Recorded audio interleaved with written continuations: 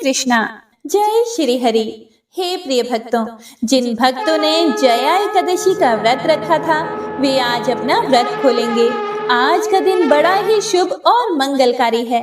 एकादशी के व्रत के पारण के दिन तुलसी माता की और लक्ष्मी माता की कथाओं को सुनने से ही व्रत पूर्ण माना जाता है और समस्त मनोकामनाएं पूर्ण होती हैं। तो जिन भक्तों ने व्रत नहीं भी रखा था उन्हें भी तुलसी माता की कथाओं को सुनने से धन संपत्ति और अनंत शुभ फलों की प्राप्ति होती है। तो आइए भगवान श्री लक्ष्मी नारायण जी के चरण कमलों का ध्यान करते हुए इन कथाओं को सुनते हैं। तो प्रेम से बोलिए श्री राधा कृष्ण भगवान की जय। तुलसी महारानी नमो नमो, हरि की पटरानी नमो नमो। एकादशी भगवान श्री हरि विष्णु की साक्षात शक्ति है, जिस शक्ति ने उस असुर का वध किया जिससे भगवान भी जीत पाने में असमर्थ थे। उस शक्ति के आगे भला मनुष्य के पाप रूपी असुर कैसे टिक सकते हैं। जिस शक्ति ने देवताओं के कष्ट को हर कर उन्हें सुख दिया वह प्राणी मात्र को क्या नहीं दे सकती। सुख, समृद्धि, शांति और मोक्ष समस्त सुख सहज ही प्राप्त हो जाते हैं। हे प्रिय भक्तों, 11 माता की भक्ति में इतनी शक्ति है कि जिसके प्रभाव से मनुष्य को सहज ही सभी प्रकार के सुख प्राप्त होते हैं और अंत समय में मोक्ष की प्राप्ति होती है। 11 माता की कथा के अनुसार सतयुग में एक महाभयंकर दैत्य हुआ करता था। उस दैत्य का नाम था मूर। उस दैत्य ने इंद्र आदि सभी देवताओं पर विजय प्राप्त करके उन्हें उनके पद से हटा दिया था। तब इंद्र आदि देवताओं ने भगवान शंकर से प्रार्थना की कि हे भोलेनाथ, हम सभी देवता मूर दैत्य के अत्याचारों से दुखी होकर मृत्यु लोक में अपना जीवन व्यतीत कर रहे हैं। राक्षस के भय से हम बहुत दुख और कष्ट भोग रहे हैं। मैं स्वयं बहुत दुखी और भयभीत हूँ। अन्य देवताओं की तो बात ही क्या करें। इसीलिए हे कैलाशपति, कृपया करके आप मूर दैत्य के अत्याचार से बचाने का कोई उपाय बताइए। हे प्रिय भक्तों, देवराज इंद्र की प्रार्थना सुनकर भगवान शंकर ने कहा, हे देवेंद्र, आप भगवान श्री हरि विष्णु की शरण में जाइए। मधु कैटभ का संहार करने वाले भगवान श्री हरि विष्णु देवताओं को अवश्य ही इस भय से मुक्त करेंगे। भगवान शंकर के आदेश के अनुसार इंद्र तथा अन्य सभी देवता क्षीर सागर गए, जहां पर भगवान श्री हरि विष्णु शेष शैया पर विराजमान थे। इंद्र सहित सभी देवताओं ने भगवान श्री हरि विष्णु को देखा और उनके सामने उपस्थित होकर उनकी स्तुति करने लगे। देवता कहने लगे, हे तीनों लोकों के स्वामी, आप स्तुति करने योग्य हैं। हम सभी देवताओं का आपको कोटि कोटि प्रणाम है। हे दैत्यों के संहारक, हम आपकी शरण में हैं। आप हमारी रक्षा करें। हे त्रिलोकपति, हम सभी देवता दैत्यों के अत्याचार से भयभीत होकर आपकी शरण में आए हैं। इस समय दैत्यों ने हमें स्वर्ग से निकाल दिया है और हम सभी देवता बड़ी ही दयनीय स्थिति में मृत्यु लोक में घूम रहे हैं। अब आप ही हमारे रक्षक हैं, हमारी रक्षा करें। हे जगन्नाथ, आप हमारी रक्षा करें।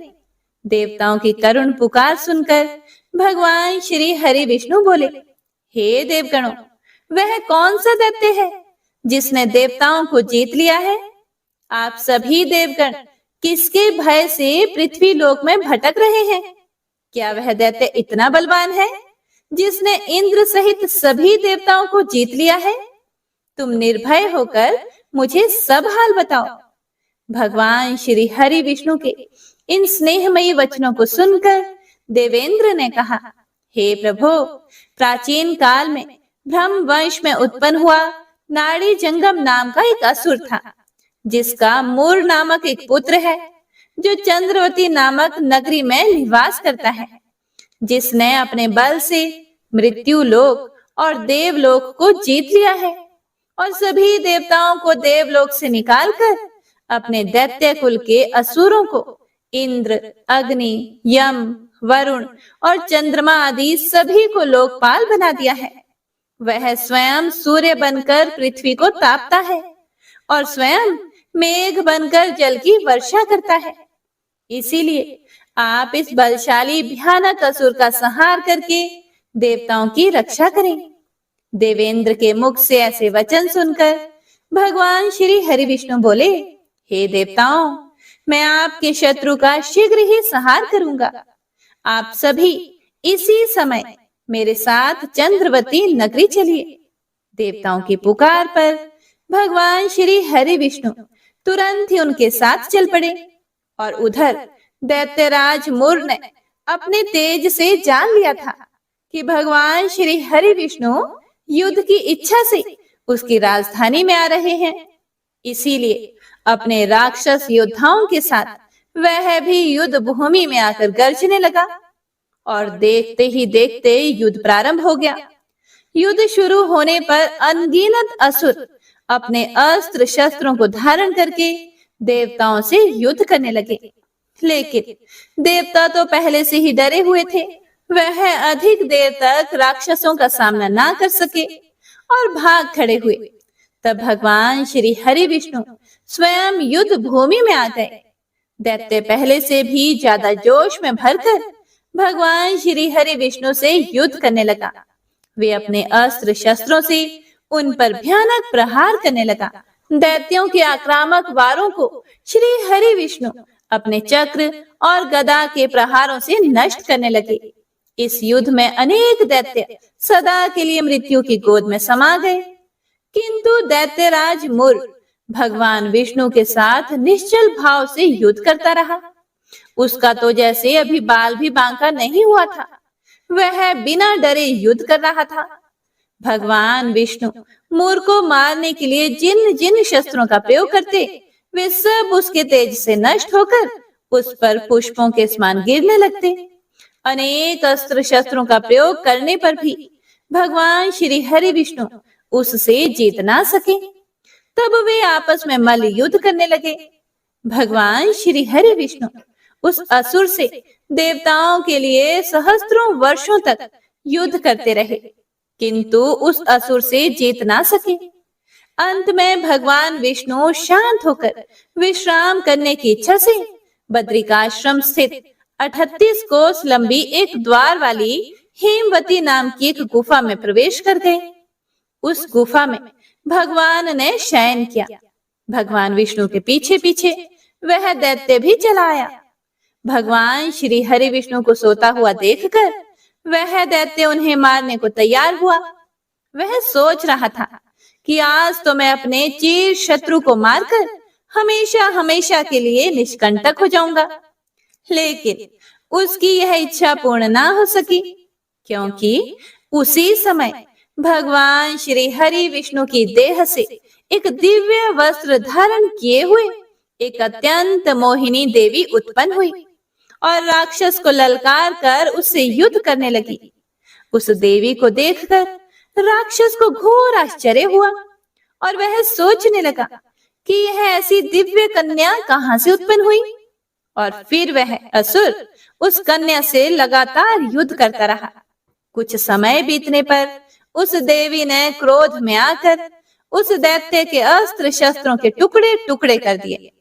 अब तो उस दैत्य को बड़ा ही क्रोध आया और वह सारी मर्यादाएं भंग करके उस देवी से मल्ल युद्ध करने लगा। उस तेजस्वी कन्या ने उसको धक्का मारकर मूर्छित कर दिया और उसकी मूर्छा टूटने से पूर्व ही उसका सिर काटकर धड़ से अलग कर दिया और सिर काटते ही वह असुर पृथ्वी पर गिरकर मृत्यु को प्राप्त हुआ और बाकी बचे हुए असुर अपने राजा का ऐसा दुखद अंत देखकर भयभीत होकर पाताल लोक में भाग गए। भगवान श्री हरि विष्णु जब निद्रा से जागे तो उस असुर को मरा हुआ देखकर उन्हें घोर आश्चर्य हुआ और वे सोचने लगे कि इस महाबली को किसने मारा है। तब वह तेजस्वी कन्या श्री हरि से हाथ जोड़कर बोली, हे जगदीश्वर, यह असुर आपको मारने को तत्पर था। तब मैंने आपके शरीर से उत्पन्न होकर इस असुर का वध किया है। देवी की बात सुनकर भगवान श्री हरि विष्णु बोले कि तुमने इस असुर को मारा है, इसीलिए हे देवी मैं तुमसे अत्यंत प्रसन्न हूँ।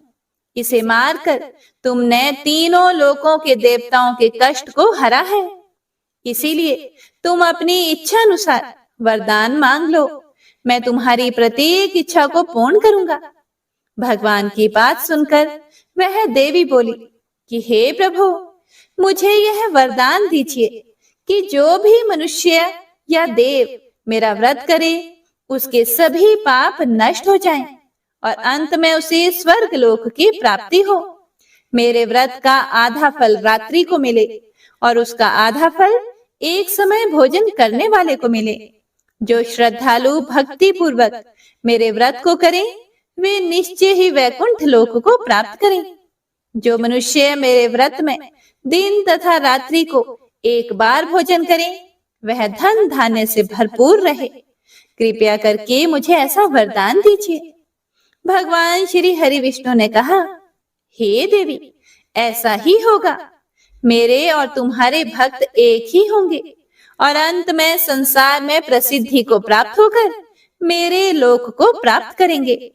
हे कल्याणी, तुम एकादशी को पैदा हुई हो, इसीलिए तुम्हारा नाम भी एकादशी हुआ। तथा जो मनुष्य इस दिन व्रत करेंगे उनके समस्त पाप समूल नष्ट हो जाएंगे। तुम मेरे लिए अब तीज, अष्टमी, नवमी और 14 से भी अधिक प्रिय हो। तुम्हारे व्रत का फल सभी तीर्थों के फल से भी महान होगा। यह मेरा अकाट्य कथन है। इतना कहकर भगवान श्री हरि विष्णु उसी स्थान पर अंतर ध्यान हो गए। तो सभी प्रेम से बोलिए, एकादशी माता और विष्णु भगवान की जय। हे प्रिय भक्तों, तो आइए अब सभी मनोकामनाओं को पूर्ण करने वाली तुलसी माता की बड़ी ही पावन कथा को सुनते हैं। एक बार एक गांव में एक बुजुर्ग महिला रहा करती थी। वह प्रतिदिन पूजा पाठ किया करती थी।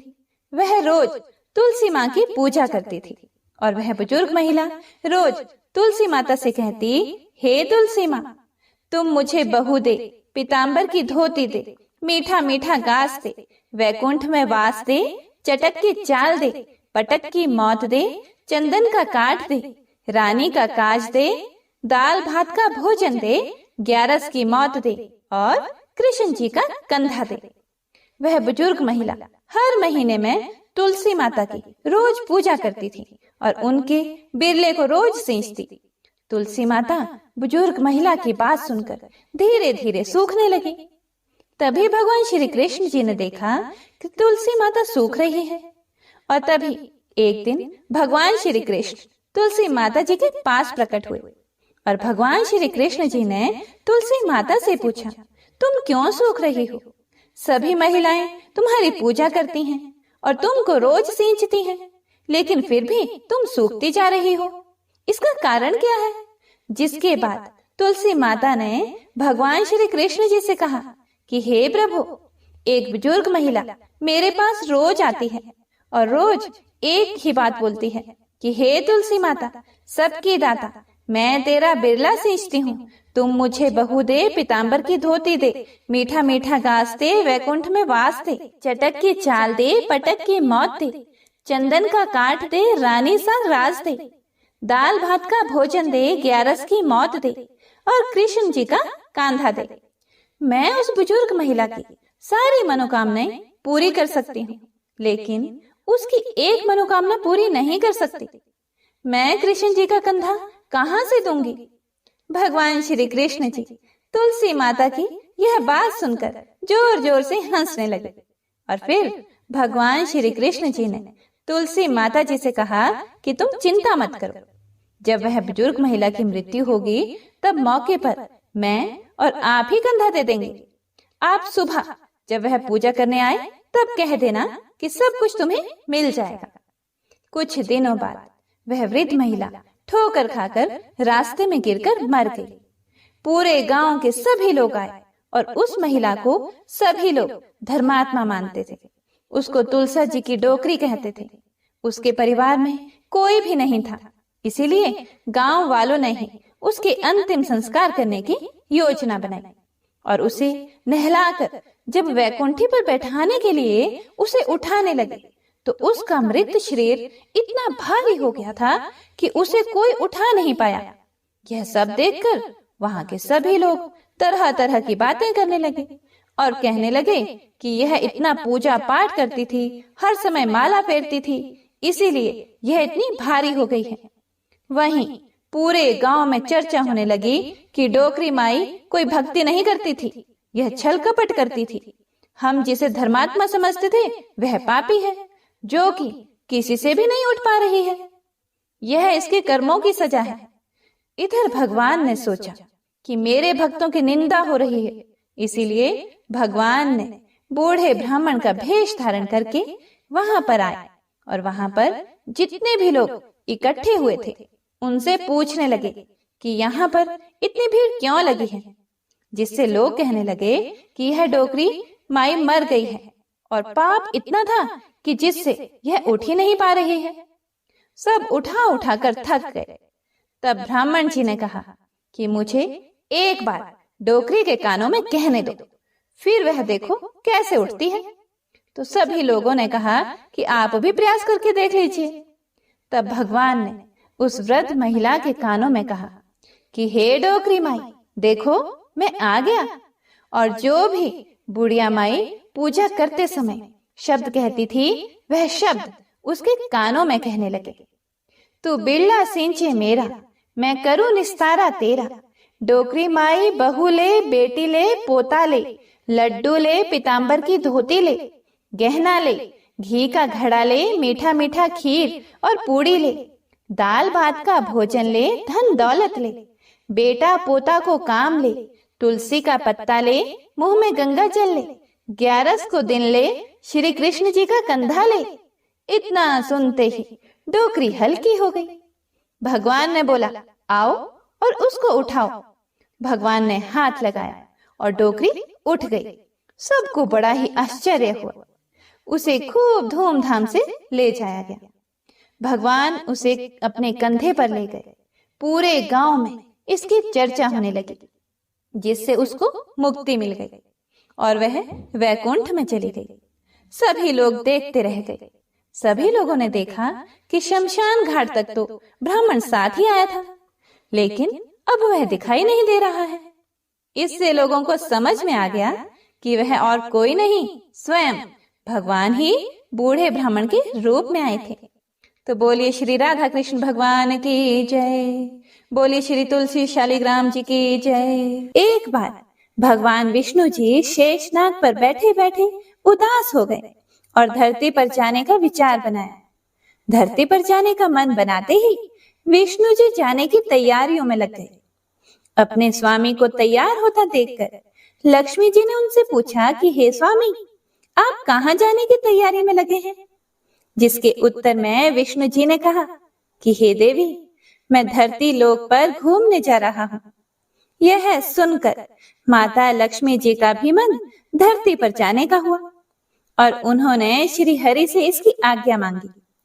लक्ष्मी जी की प्रार्थना करने पर भगवान विष्णु जी बोले कि आप मेरे साथ चल सकते हो, लेकिन एक शर्त पर।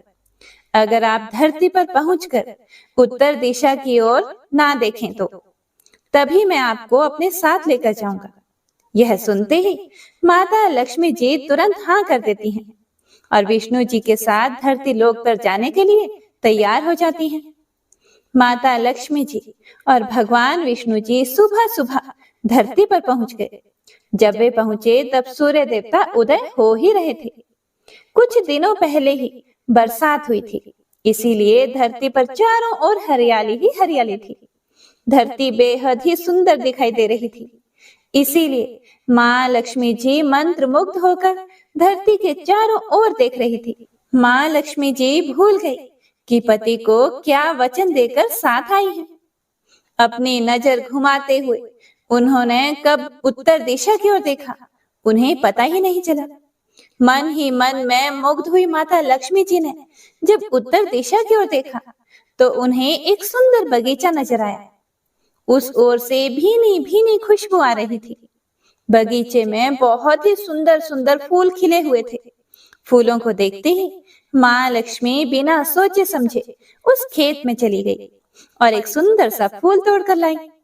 फूल तोड़ने के बाद जैसे ही माँ लक्ष्मी जी भगवान विष्णु के पास वापस लौट कर आई, तब भगवान विष्णु जी की आंखों में आंसू भरे थे। माँ लक्ष्मी जी के हाथ में फूल देखकर विष्णु जी बोले कि कभी भी किसी से बिना पूछे उसका कुछ भी नहीं लेना चाहिए, और साथ ही माँ लक्ष्मी जी को विष्णु जी को दिया हुआ वचन भी याद दिलाया। माँ लक्ष्मी जी को जब अपनी भूल का आभास हुआ तो उन्होंने भगवान के सामने इस भूल की क्षमा मांगी।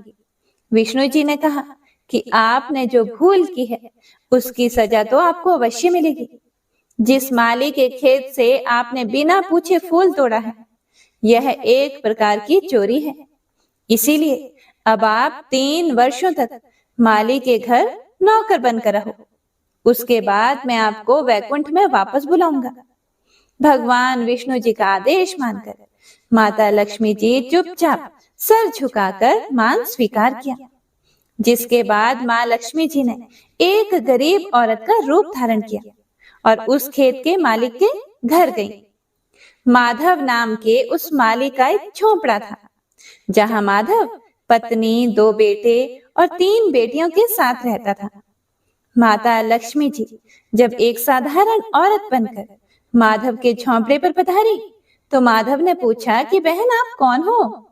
तब माँ लक्ष्मी ने कहा कि मैं एक गरीब औरत हूँ, मेरी देखभाल करने वाला कोई नहीं, मैंने कई दिनों से खाना भी नहीं खाया, मुझे कोई भी काम दे दो, मैं तुम्हारे घर का काम किया करूंगी और इसके बदले में आप मुझे अपने घर के एक कोने में आसरा दे देना। माधव बहुत ही अच्छे दिल का मालिक था, उसे उन पर दया आ गई, लेकिन उसने कहा बहन मैं तो बहुत ही गरीब हूँ, मेरी कमाई से मेरे घर का खर्च काफी कठिनाई से चलता है, लेकिन अगर मेरी 3 बेटियां हैं उसकी जगह अगर 4 बेटियां होती तो भी मुझे गुजारा करना था। अगर आप मेरी बेटी बनकर और जैसा रूखा सूखा हम खाते हैं उसमें खुश रह सकती हो तो बेटी अंदर आ जाओ। माधव ने माँ लक्ष्मी जी को अपने झोंपड़े में शरण दे दी और माँ लक्ष्मी जी 3 साल तक उस माधव के घर पर नौकरानी बनकर रही।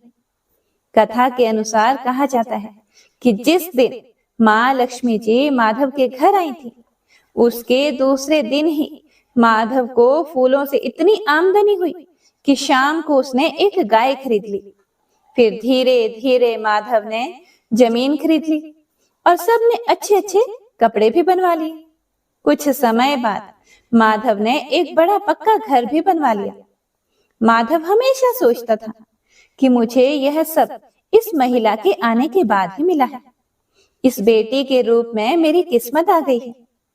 एक दिन माधव जब अपने खेतों से काम खत्म करके घर आया तो उसने अपने घर के द्वार पर गहनों से लदी एक देवी स्वरूप औरत को देखा। जब वह पास गया तो उसे आभास हुआ कि यह तो मेरी मुंह बोली चौथी बेटी यानी वही औरत है। कुछ समय के बाद वह समझ गया कि यह देवी कोई और नहीं बल्कि स्वयं माँ लक्ष्मी जी है। यह जानकर माधव बोला कि हे माँ मुझे क्षमा कर दो, हमने आपसे अनजाने में ही घर और खेत में काम करवाया। हे माँ यह हमसे कैसा अपराध हो गया, माँ हम सबको माफ कर दो।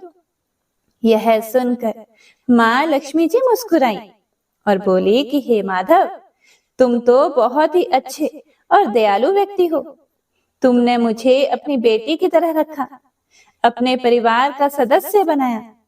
इसके बदले मैं तुम्हें वरदान देती हूँ कि तुम्हारे पास कभी भी खुशियों की और धन की कमी नहीं रहेगी, तुम्हें सारे सुख मिलेंगे जिसके तुम हकदार हो। इसके बाद माँ लक्ष्मी जी अपने स्वामी श्री हरि के द्वारा भेजे रथ में बैठकर वैकुंठ लोक चली गई। हे माँ मेरी नम्र विनती है कि जैसे माधव पर कृपा दृष्टि रखी वैसी ही कृपा दृष्टि हमारे समाज और देश पर रखना।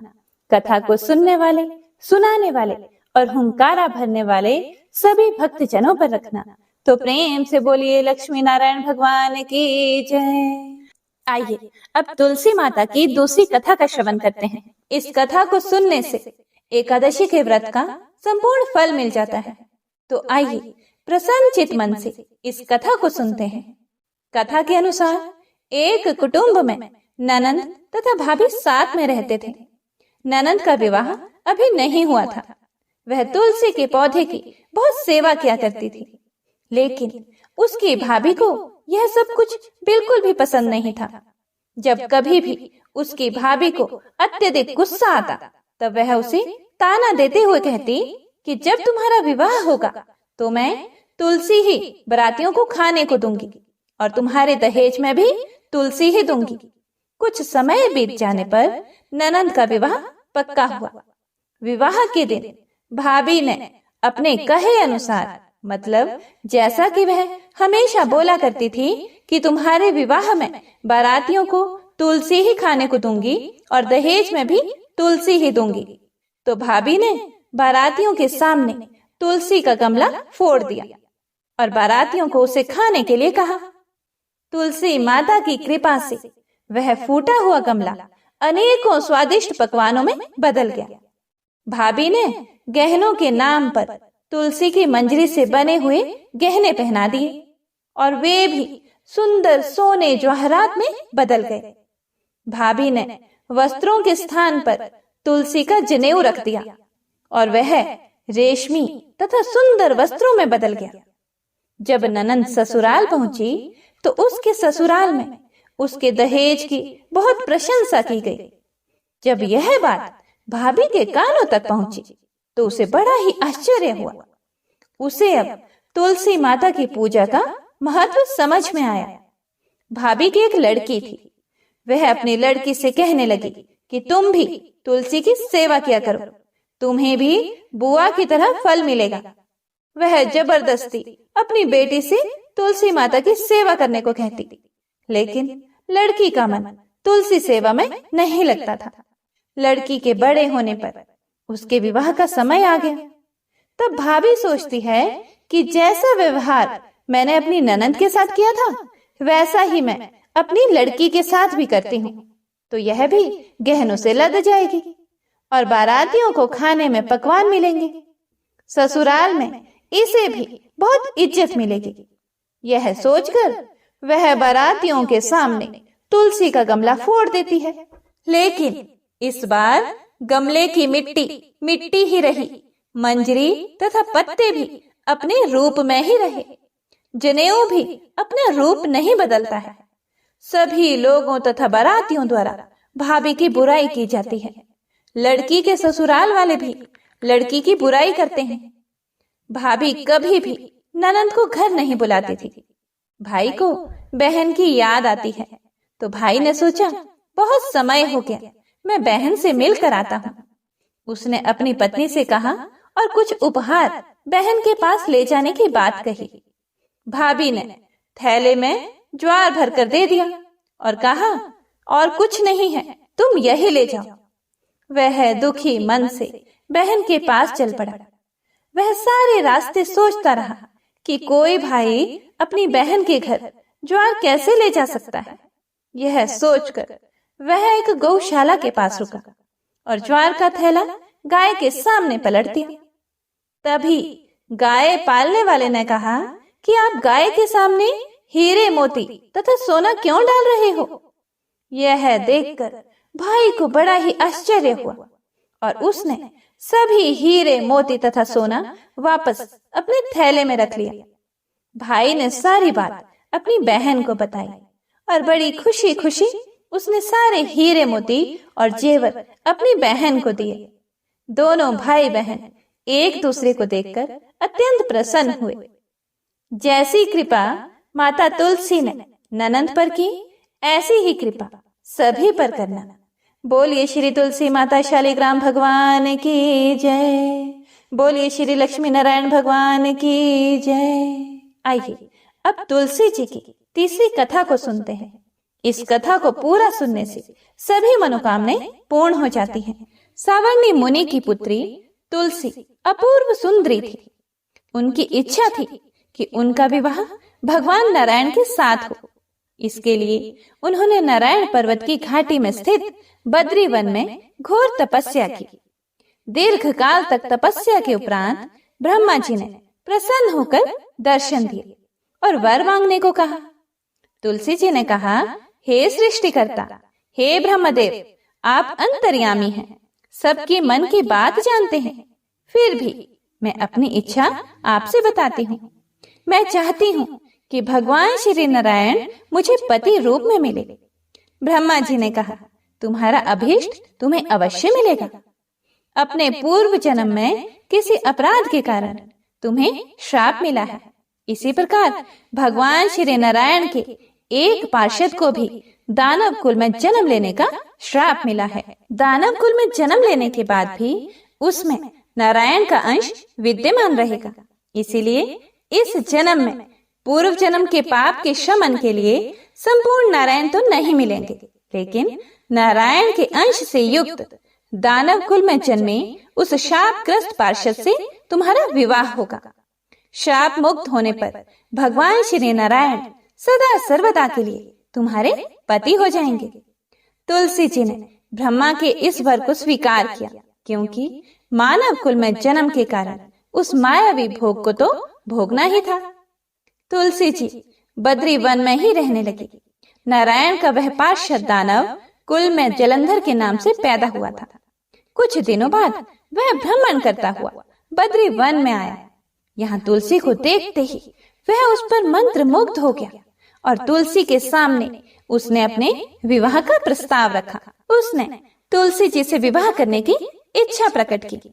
इतने में ही महाब्रह्मा जी भी वहां आ गए और तुलसी जी से कहा, तुलसी, जलंधर को देखो, कैसा देवोपम उसका स्वरूप है। दानव कुल में जन्म लेने के बाद भी लगता है जैसे इसके शरीर में नारायण का वास हो। तुम प्रस्ताव को सहर्ष स्वीकार कर लो। तुलसी को भी लगा कि उसकी तपस्या पूर्ण हुई, उसे इच्छित फल मिला है।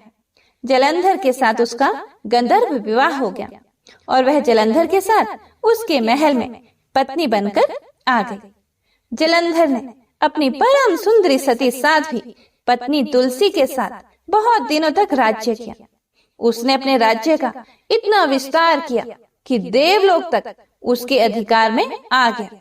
स्वर्ग का सुख भोगने वाले देवताओं की दशा भिखारियों जैसी हो गई। जलंधर किसी को कष्ट नहीं देता था, पर अधिकार और राज्य छीन जाने से सारे देवता मिलकर ब्रह्मा, विष्णु और शिव जी की सभा में गए तथा अपनी विपत्ति सुनाई। ब्रह्मा जी ने कहा, तुलसी परम साध्वी है, उसका विवाह जलंधर से मैंने ही कराया था। जलंधर को तब तक नहीं हराया जा सकता या मारा जा सकता जब तक तुलसी को ना छला जाए। विष्णु जी ने कहा, जलंधर पूर्व जन्म में मेरा पार्षद था। श्राप के कारण उसे दैत्य कुल में जन्म लेना पड़ा। इस जन्म में भी मेरा अंश उसमें व्याप्त है। साथ ही तुलसी के पतिव्रत धर्म से वह अजय है। फिर देवताओं की सहमति से भगवान शिव ने जलंधर के पास संदेश भेजा कि या तो वह देवताओं को राज्य लौटा दे या फिर उनसे युद्ध करे। जलंधर शंकर के पास पहुंचा। उसने कहा, देवाधिदेव, आपके लिए देवताओं का पक्ष लेना उचित नहीं है। राज्य बढ़ाना हर राजा का कर्तव्य है। मैं किसी को दुखी नहीं कर रहा हूँ। देवताओं से कहिए कि वे मेरी प्रजा बनकर रहे। मैंने आपका कोई भी अपमान नहीं किया है। हमारा आपका युद्ध शोभा नहीं देता है। अगर आप हार गए तो बड़ी लज्जा की बात होगी। मैं हार गया तो आपकी कीर्ति बहुत अधिक नहीं बढ़ेगी। भगवान शंकर फिर हंसने लगे। वे तो सब रहस्य समझते थे। तुलसी और जलंधर के पूर्व जन्म के श्राप की अवधि लगभग पूरी हो चुकी थी। फिर शंकर जी बोले, इसमें कीर्ति और लज्जा की बात क्या है? तुम देवों को राज्य लौटाकर उन्हें उनके पद पर प्रतिष्ठित होने दो। युद्ध से बचने का यही एक उपाय है। जलंधर ने कहा, मैंने युद्ध के बल से देवलोक जीता है। कोई उसे युद्ध के द्वारा ही वापस ले सकता है। यह है मेरा अंतिम उत्तर है। अब मैं जा रहा हूँ। ऐसा कहकर जलंधर चला गया। उसने अपनी पत्नी तुलसी को सारी बातें बताई और कहा, कर्म भोग सब काल सूत्र में बंधा है। जीवन में हर्ष, शोक, भय, सुख, दुख, मंगल, अमंगल काल के अधीन है। हम तो केवल निमित्त हैं। संभव है भगवान शिव देवों का पक्ष लेकर मुझसे युद्ध करे। तुम चिंता मत करना, तुम्हारा सती तेज मेरी रक्षा करेगा। दूसरे दिन भगवान शंकर के नेतृत्व में देवताओं ने युद्ध छेड़ दिया। जलंधर ने भीषण बाणों की वर्षा कर उनका वेग रोका। उसके प्रहार से देवता डगमगाने लगे। उसने दानवी शक्ति का प्रयोग करके मायावी युद्ध आरंभ किया। युद्ध स्थल पर वह किसी को भी दिखाई नहीं देता था, पर उसके अस्त्र शस्त्र प्रहार कर देवों को घायल कर रहे थे। देवगण अपने अस्त्र चलाएं तो किस पर चलाएं, क्योंकि कोई शत्रु सामने था ही नहीं। कई दिनों तक इस तरह भयंकर युद्ध चला। जलंधर पराजित नहीं हुआ। तब शिव जी ने विष्णु से कहा, विष्णु कुछ तो उपाय करो, अन्यथा मेरा तो सारा यश मिट्टी में मिल जाएगा। विष्णु जी ने सोचा, बल से तो जलंधर को हराया नहीं जा सकता, इसीलिए छल का सहारा लेना ही पड़ेगा। उन्होंने तुरंत अपना स्वरूप जलंधर जैसा बनाया और अस्त्र शस्त्र से सुसज्जित हो तुलसी जी के पास पहुंच गए। बोले, प्रिय, मैं युद्ध जीत गया। सारे देवता भगवान शंकर समेत हार गए। इस खुशी में आओ, मैं तुम्हें अपने अंग से लगा लूं। पति को प्रत्यक्ष खड़ा देखकर तथा विजय का समाचार सुनकर वह दौड़कर मायावी जलंधर के गले से लिपट गई। इस प्रकार पति पत्नी दोनों ने आलिंगन होकर खूब खुशी मनाई। पर पुरुष के साथ इस प्रकार के व्यवहार से उसका सती तेज नष्ट हो गया। उसका सती तेज जो जलंधर की कवच के रूप में रक्षा कर रहा था, वह कवच नष्ट हो गया। जलंधर शक्तिहीन हो गया। यह जानते ही भगवान शंकर ने अपने त्रिशूल से प्रहार किया। त्रिशूल के लगते ही जलंधर जलकर भस्म हो गया। जलंधर के मरने को जानकर विष्णु अपने असली रूप में आ गए। सामने अपने पति जलंधर के स्थान पर भगवान विष्णु को खड़ा देखकर तुलसी बहुत विस्मित हुई। उसको पता लग गया कि स्वयं नारायण ने उसके साथ छल किया है। क्रोध में आकर तुलसी जी ने श्राप दिया, एक सती स्त्री का अस्तित्व भंग करने के अपराध में तुम हृदयहीन पत्थर हो जाओ। विष्णु जी ने तुलसी के श्राप को शिरोधार्य कर कहा, देवी, तुम्हारे तथा जलंधर के कल्याण के लिए मुझे ऐसा करना पड़ा। तुम दोनों को श्राप मुक्त करना था। तुम भी अब अपना शरीर त्याग कर तुलसी बिरवा के रूप में जन्म लोगी और मेरी पूजा तुलसी दल से होगी। मैं शालिग्राम पत्थर बनूंगा। मेरे शीश पर तुम आदर से विराजमान होंगी। तुम्हारे पति की हड्डियों के चूर्ण से शंख की उत्पत्ति होगी। उस शंख ध्वनि से देवताओं तथा मेरी पूजा आराधना होगी। जहाँ शंख ध्वनि होगी वहाँ मंगलमय मैं विराजमान रहूंगा।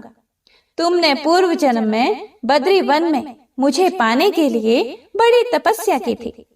अब अगले जन्म में मैं नारायण प्रस्तर के रूप में बद्रीनाथ वन में स्थापित होऊंगा और मेरी पूजा अर्चना फल फूल से ना होकर तुम्हारी तुलसी दल से होगी।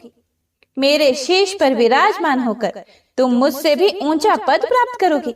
बोलिए श्री लक्ष्मी नारायण भगवान की जय।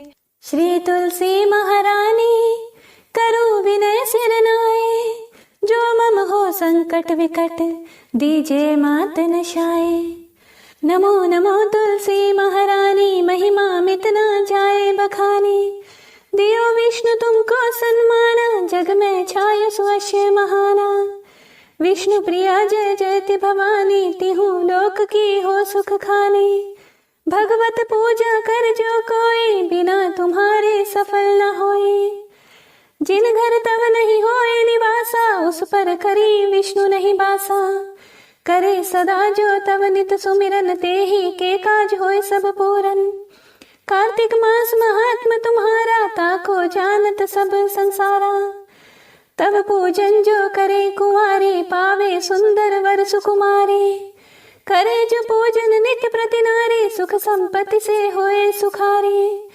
वृद्धा नारी करे जो पूजन, मिले भक्ति होवे पुलकित मन। श्रद्धा से पूजे जो कोई, भवनिधि से तर जावे सोई। कथा भागवत यज्ञ करावे, तुम बिन नहीं सफलता पावे। छायो तब प्रताप जग भारी, ध्यावत तुम ही सकल चित धारी। तुम ही मात यंत्रन तंत्रन में, सकल काज सिद्धि होवे क्षण में। औषधि रूप आप हो माता, सब जग में तव यश विख्याता। देव ऋषि मुनियो तपधारी, करत सदा तव जय जयकारी।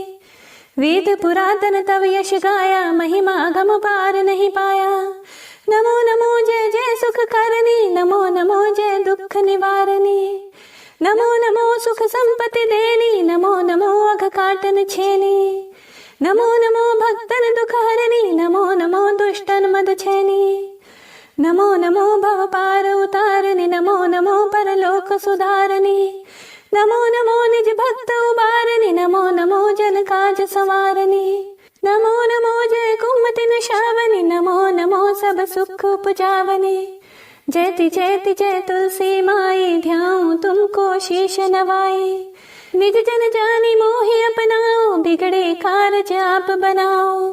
करूं विनय में मात तुम्हारी, पूर्ण आशा करहूं हमारी। शरण चरण कर जोर मनाऊं, निश दिन तेरे ही गुण गाऊं। करहूं माता बमो पर दाया, निर्मल होए सकल मम काया। मांगू मात ये बर दीजे, सकल मनोरथ पूर्ण कीजे। जानू नहीं कुछ नेम आचारा, क्षमहु मात अपराध हमारा। 12 मास करे जो पूजा, ता सम जग में और न दूजा।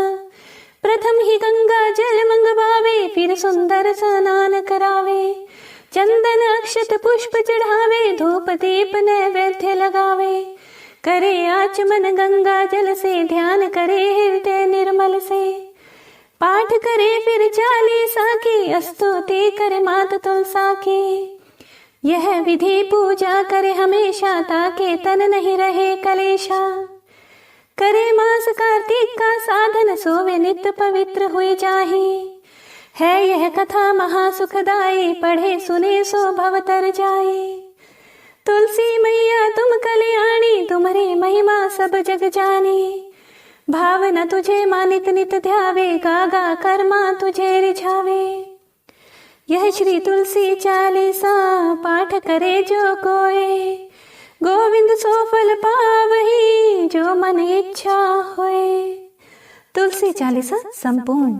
उम्मीद करती हूँ आपको वीडियो अच्छी लगी होगी। अच्छी लगी हो तो इसे ज़्यादा से ज़्यादा शेयर कीजिएगा, और अगर आप चैनल पर नए हैं तो चैनल को सब्सक्राइब जरूर कीजिएगा।